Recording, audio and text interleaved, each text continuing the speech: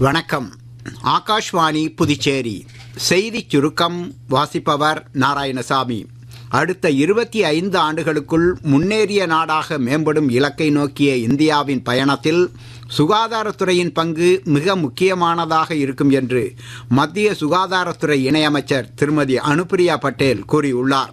நேற்று புதுச்சேரியில் ஜிப்மர் மருத்துவக் கல்லூரியின் பட்டமளிப்பு விழாவில் ஆற்றிய உரையில் அவர் இவ்வாறு கூறினார்.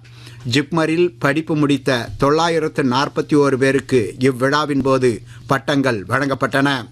வரவிருக்கும் கேரள சட்டமன்ற தேர்தலுக்கு வினோத் தாவ்டேவை தேர்தல் பொறுப்பாளராகவும் ஷோபா கரந்தலாஜேவை தேர்தல் இணை பொறுப்பாளராகவும் பிஜேபி தலைவர் திரு நிதின் நபீன் நியமித்துள்ளார்.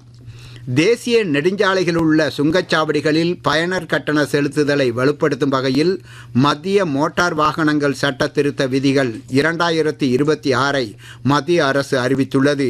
இந்த திருத்தங்கள் பயனர் கட்டண இணக்கத்தை மேம்படுத்துவதையும் மின்னணு சுங்க கட்டண வசூலில் செயல்திறனை அதிகரிப்பதையும் தேசிய நெடுஞ்சாலைகளில் பயனர் கட்டண ஏய்ப்பை தடுப்பதையும் நோக்கமாக கொண்டுள்ளது.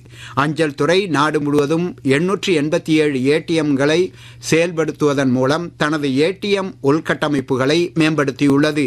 இந்த ஏடிஎம் வாடிக்கையாளர்கள் பணம் எடுக்கவும் கணக்கு இருப்பை சரிபார்க்கவும் பிற அடிப்படை வங்கி பரிவர்த்தனைகளை மேற்கொள்ள உதவும் என்றும் தகவல் தொடர்பு அமைச்சகம் தெரிவித்துள்ளது.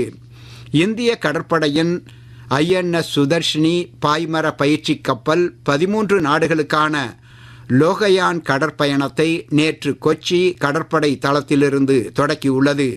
சந்தோஷ் கோப்பைக்கான 79வது தேசிய கால்பந்து சாம்பியன்ஷிப் போட்டி இன்று அசாமில் தொடங்கியுள்ளது. இத்துடன் இந்த செய்திச் சுருக்கம் நிறைவு பெறுகிறது.